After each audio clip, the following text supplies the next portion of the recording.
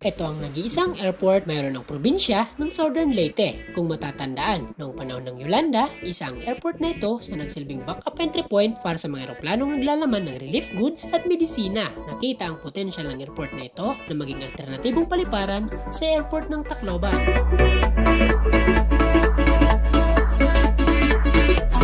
Hey, what's up guys? Welcome po sa ating panibago na namang vlog. At ngayong araw ay sisilipin natin ang nag-isang airport mayroon ang probinsya ng Southern Leyte.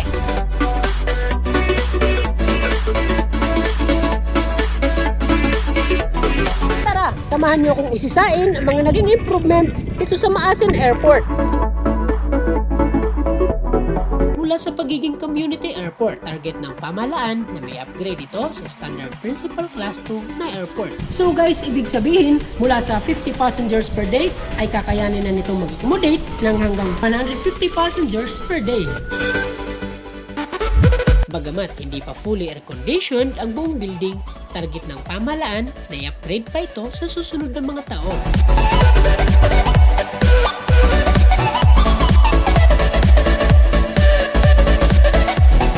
Ang bagong passenger terminal building ay nagkakahalaga ng 25 million pesos. So guys, bukod sa wala pang mga X-ray scanners ang airport na ito, ang tanging makikita lang dito ay ang mga puwang ito at mga malilinis nilang comfort room.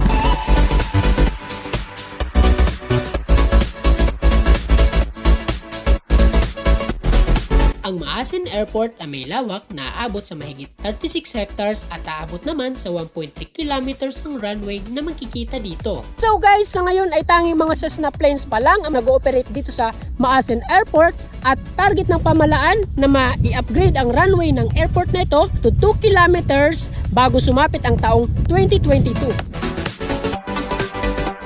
Lalagyan din ito ng night lights para sa mas ligtas na paglapag at para ma-accommodate ang mas malalaki pang mga commercial planes.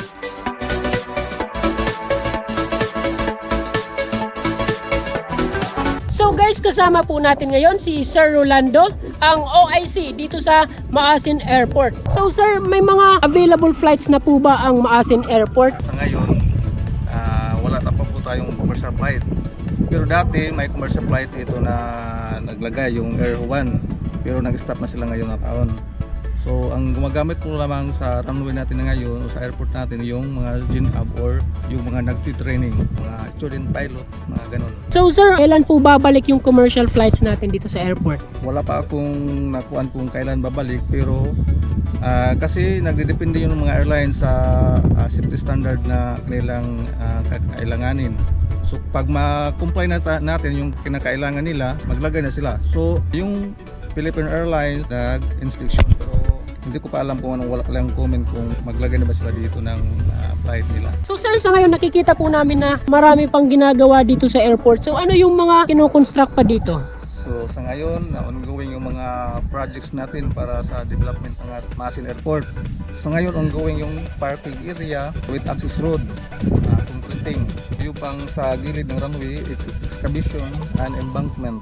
So tinatanggal natin yung mga bundok sa gilid at itatambak natin sa mga low level na areas.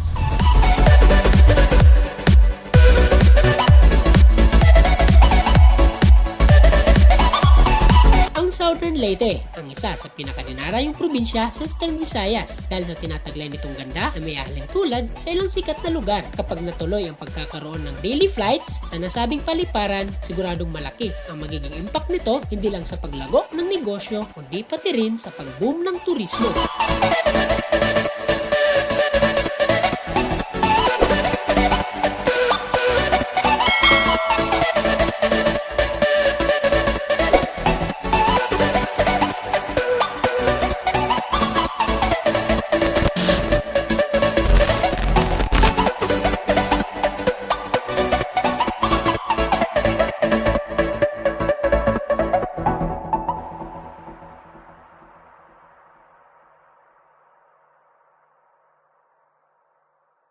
Ito ang